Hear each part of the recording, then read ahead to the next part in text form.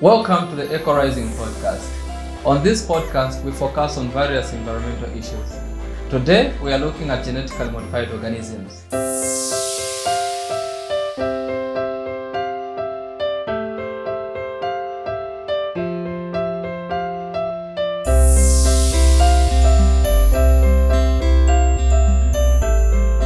So I think to commence with, let's try and define what really a genetically modified organism, a GMO, is.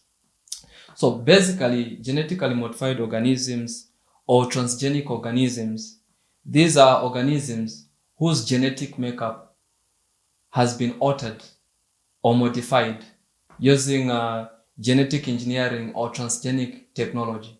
It could be plants, it could be animals, it could be microorganisms or other different sets of organisms that are existing within an ecosystem or an ecological system and environment.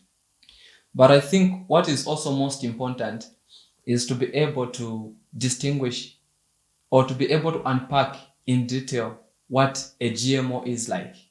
So I segment the GMOs into two different types. So the first type being the contained GMOs or on-the-shelf GMOs, and the other set or the other type being the live genetically modified organisms. So for the on-shelf genetically modified organisms, the GMOs, mostly those are contained within different foods. Could be imported from all parts of the country, from all parts of the world rather, and brought into a particular landscape or into a particular geographic region where people buy and consume. Of course, for those mostly, consequences of their perceived impact, for instance, are borne by the consumers themselves. Unlike the opposite on the live GMOs. For the live GMOs, there is so much infringement on people's human rights. You notice, for instance, when you look at a live GMO, it has quite a number of possible public health risks, not only from the human side, but also from the environmental side. It's because, one, for instance, live genetically modified organisms could cross-contaminate or cross-pollinate within an environment. I think one thing for sure we ought to really understand is that for live GMOs, once they cross-pollinate or cross-contaminate within an ecological system, it's one valve. You can never repeal them out of that environment, and their consequences are irreparable. I think I want to also just bring in another example, though aside from genetically modified organisms, but something that is closely, for instance, related to the current conversation. When we look at the burning of DDT, that's dichlorodiphenilyl tricholeoethane, because of its negative irreparable impacts that were noticed within different environments, getting rid of different sets of biodiversity at genetic level, ecosystems level, and species level. You notice that, for instance, different types of birds, different types of insects, and different types of microorganisms where that DDT was administered had challenges. It means those particular species to some extent went into extinction. So these are some of the negative implications that come with certain chemicals that we administer to the environment. But getting back to track on the topic, on the conversations of genetically modified organisms. So what we are saying is cross-contamination may actually interfere in so many ways. Just like I indicated earlier, that cross-contamination is one valve. It means it will also impact on the sole concept of sustainable development. For instance, so we define sustainable development as meeting the needs of the current generation without affecting the ability of the future generations to meet their own needs. That in itself, if we infringe on human rights, if we infringe on environmental health or ecosystems health, might not be practical. So we would be taking ourselves back and would not advance in a more sustainable way. So that's one area through which live genetically modified organisms would affect an ecosystem or an environment. So the other possible health risk, for instance, that a genetically modified organism, a live genetically modified organism can bring in the environment or can extend within a given environment would be species extinction. So species extinction or biodiversity extinction in such a way that these new transgenic genes or these new traits, genetically modified organisms that are created or that are engineered in the laboratories, they'll come with specific traits. But I think it's of key importance. We need to understand that within an ecological system, species hold what are known as niche spaces. So those niche spaces will be affected by the new created organisms that would compete and want to create new niche spaces. So in the quest to try and blend in a natural ecological system, we notice and find that extinction of those species will actually occur. So that in itself is a threat not only to environmental sustainability, but it would also affect mostly, especially the local farmers, for instance, that mostly depend on natural means of agriculture or farming that they know better and they've been using for quite some time, years back. So that also would infringe on their rights because it's about corporations. Corporations coming and getting these opportunities from the local people. For instance, corporations have a goal. For them, mostly it's profit maximization and not what is coined as sustainability. But for the smallholder farmers, we see that mostly their rights are infringed upon. How? It's because in most cases, they are forced to buy hybrid material, hybrid genetic material, unlike using the indigenous seeds that they've had since way back. So that in itself is an infringement on their rights. So we talk about farmers' rights. That's one way live genetically modified organisms would interfere with ecological systems. So the other thing also, the other impact perhaps that would want to bring to you all is they would disrupt biotic systems.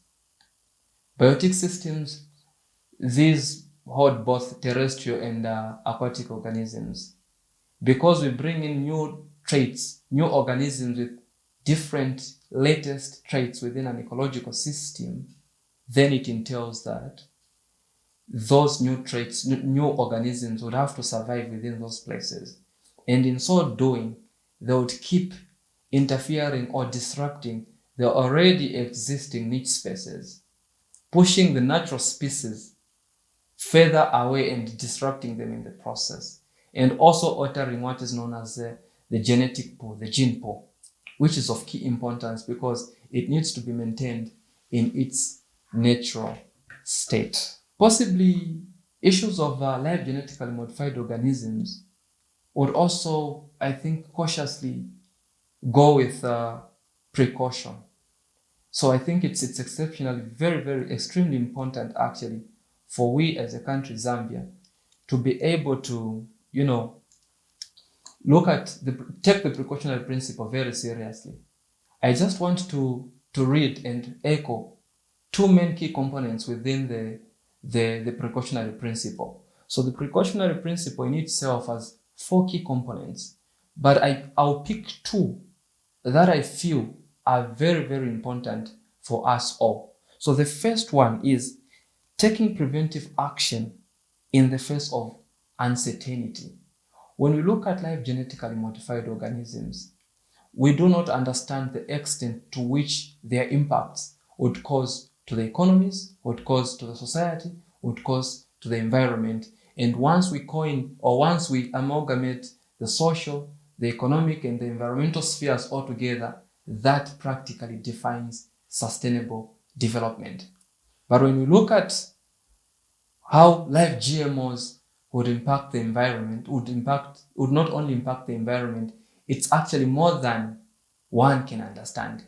It has the potential to disrupt all the systems, because we need to understand for a fact that it's about multinational corporation profitability.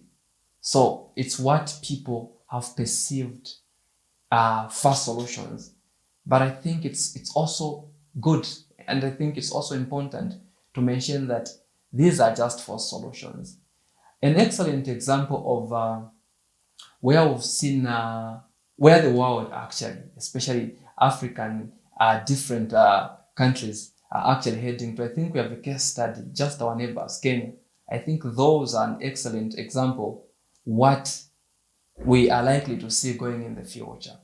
So I think it's also important that we learn from what's happening within our neighboring countries, so we are able to make informed and practical decisions also back home. So I want to just give two key components of the 4 components that are embedded within the precautionary principle. That was also emphasized in Agenda 21. So the first component, which is extremely important, states taking preventive action in the face of uncertainty. So this in itself entails that in a situation where we do not understand fully the implications, the negative implications, that is, with regards a development, with regards a science or anything, I think it is very, very important to be cautious, because we do not know, or we do not know or understand the extent to which the implications may have on not only the environment itself, but the society and the economy as well.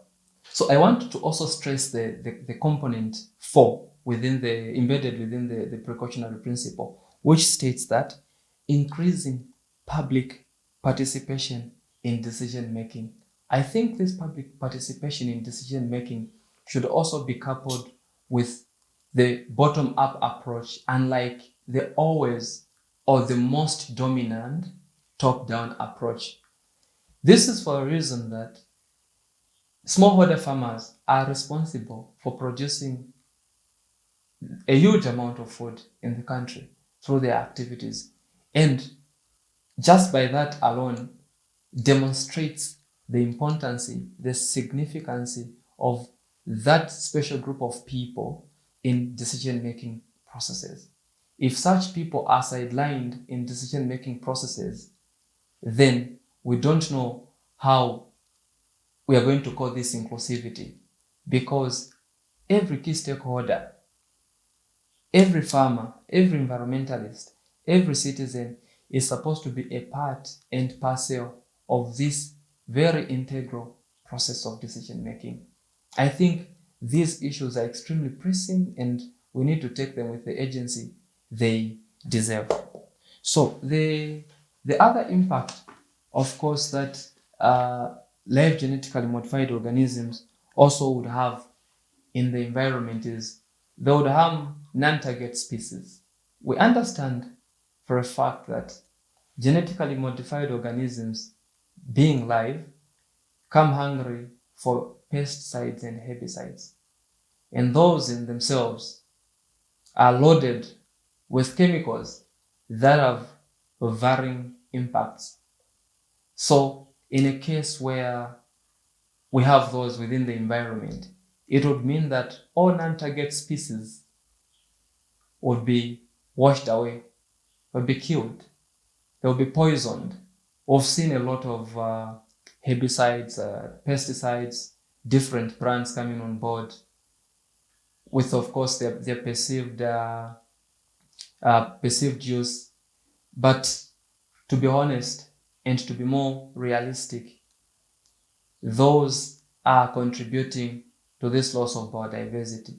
It is those non-target microorganisms that are responsible for not only soil health, but are responsible for helping us to have this bumper harvest. So those in themselves help in terms of sustainability, environmental sustainability. They promote and support environmental sustainability because their farming activities are mostly perceived to be natural. Of course, there's quite a wide variety of farming methods that perhaps can be embraced, and part of them is agroecology. I think the Food and Agriculture Organization of the United Nations has shown or demonstrated great support for this concept of agroecology because it is a concept that not only tackles the climate change crisis, but also is a movement, but also is a science. So it being a movement, it being a science, and it being natural in its original state, I think inspires environmental sustainability.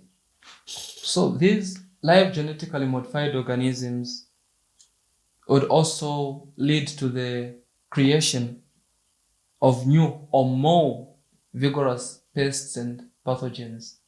So these pests will have an impact on our agricultural systems because they are going to infest many fields. And I think we have a few case studies that we can point at here back home in Zambia, where we've seen different pests coming on board and eating up our fields. And those in themselves record economic losses.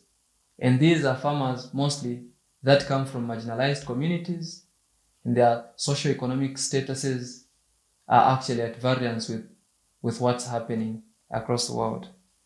And I think the other thing also is, and extremely important also to mention here, is that live GMOs also exacerbate the effects of these existing pests.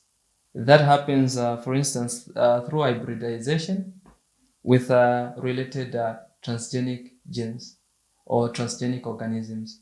For instance, I mentioned that live genetically modified organisms come with pesticides, heavy use of pesticides and herbicides. So I think this point aligns well and really extends or creates a picture of what it would look like if we had live GMOs. And I think generally, issues of live genetically modified organisms move well with, we need to also understand what the current biosafety and biotechnology policy states, or what it contains. I think those are key issues that we all have to really understand and put a voice to, because those in themselves assure sustainability. Thank you so much.